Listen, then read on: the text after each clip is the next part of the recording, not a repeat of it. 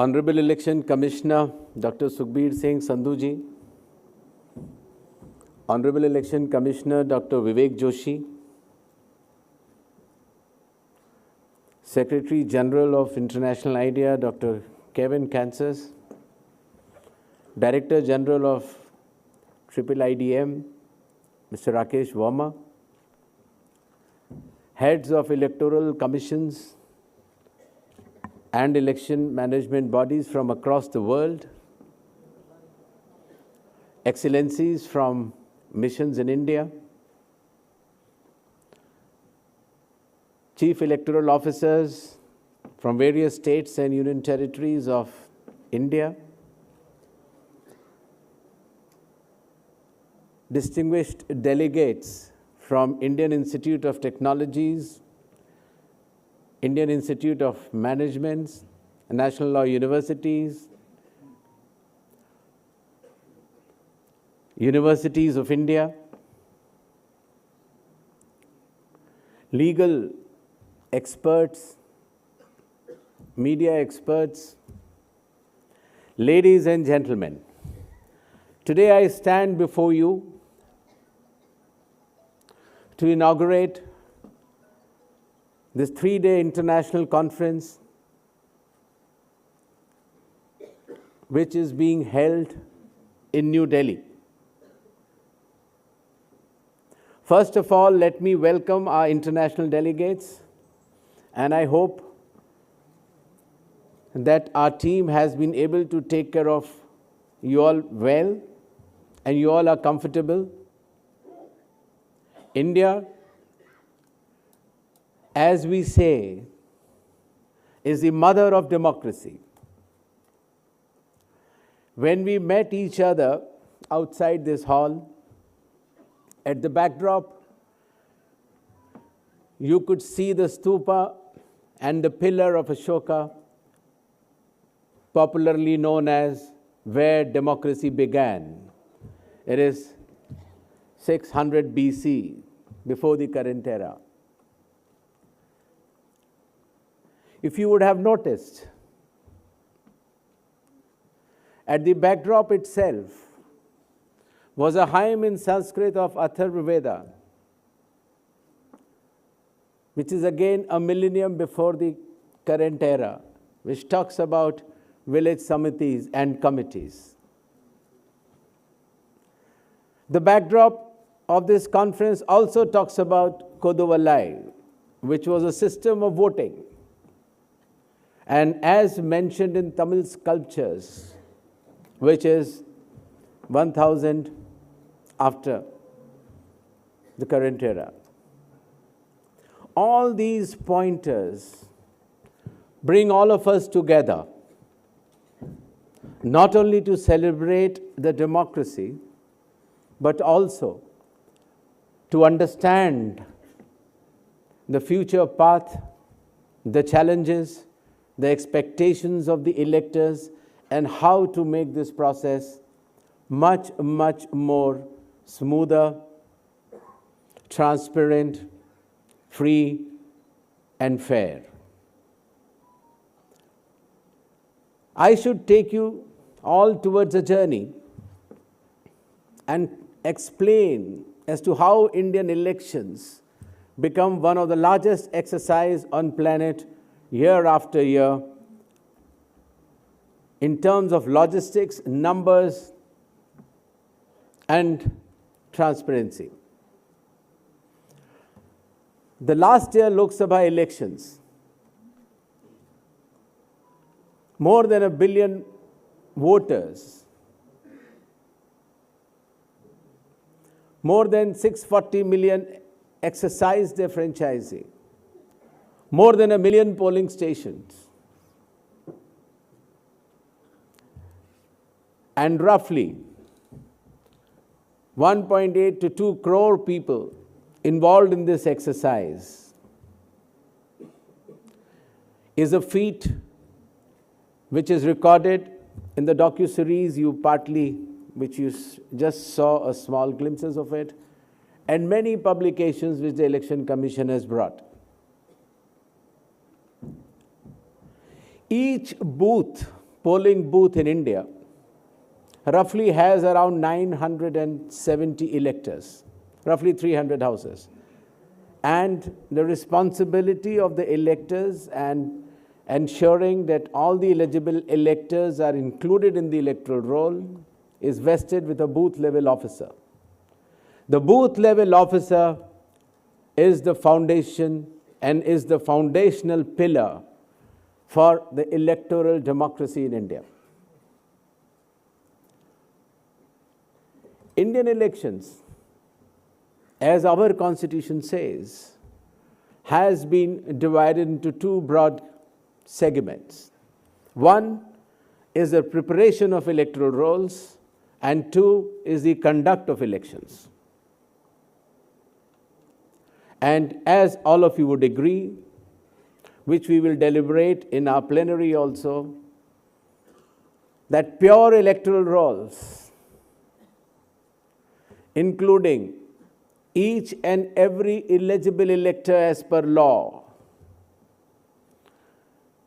is essential to strengthen the democracy and all elections which will be held on the basis of that electoral roll. The second segment is the conduct of elections, which becomes a very, very challenging and logistical affair, because a large number of people have to obey and follow the electoral laws and the instructions issued by the election commissions or electoral commissions globally, anywhere, including India. I would also like to share with you an elections which we recently held. In India, the state of Bihar went for its elections recently, few months back.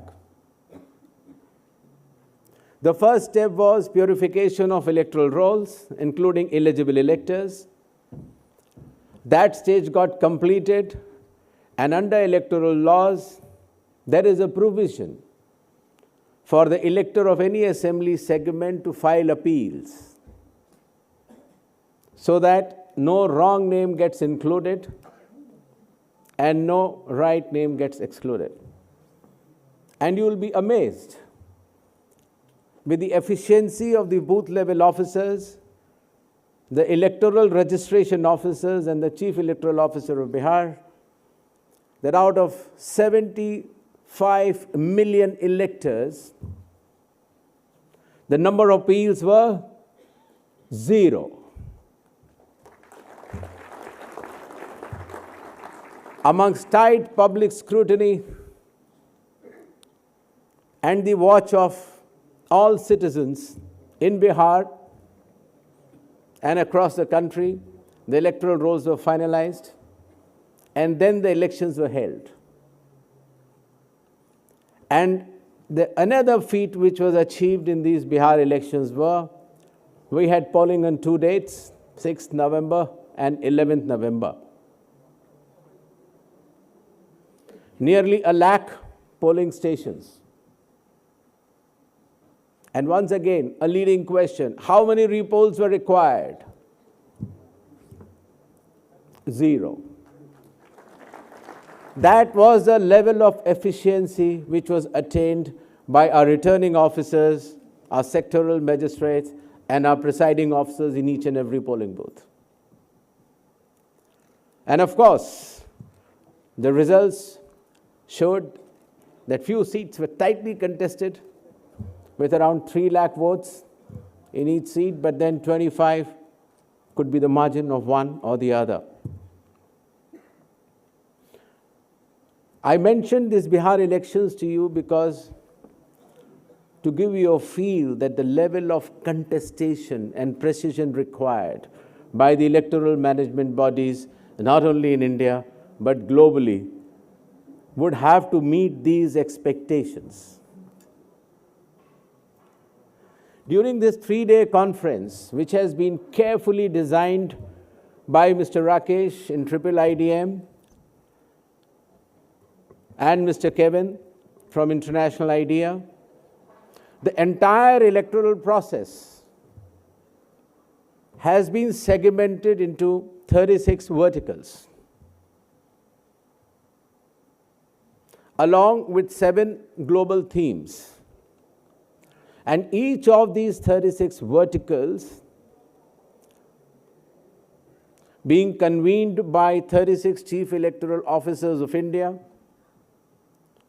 who head the election process within their states under the supervision of the Election Commission, participated by 2 or 3 election management bodies of the world by choice, participated by professors from Indian Institute of Technologies and IIMs, national law universities, practicing lawyers, and perception managers who work in our media. So there will be around 36 teams which will be working sincerely on each of these segments and bring out reports which will be published widely across the globe in as many languages as possible. We are also working on an atlas of democracy in the world. The draft is almost ready, but it will be shared with the member states today in the plenary session for corrections and additions if necessary. And that atlas comes out as a synopsis of the electoral processes, how democracy functions, the size of democracy, and how the electoral commissions function in that country. In brief, these are the few outcomes which are very professionally designed for this international conference and will keep you busy for next 2.5 days. The Election Commission of India, its protocol division, and all the chief electoral officers will take care of you well, but these outcomes are necessary so as to build up a necessary database and contents which can, in summary, be called as the encyclopedia of democracies across the globe. With these little words, I formally inaugurate this international conference and wishing you all the best. Jai Bharat, Jai Hind.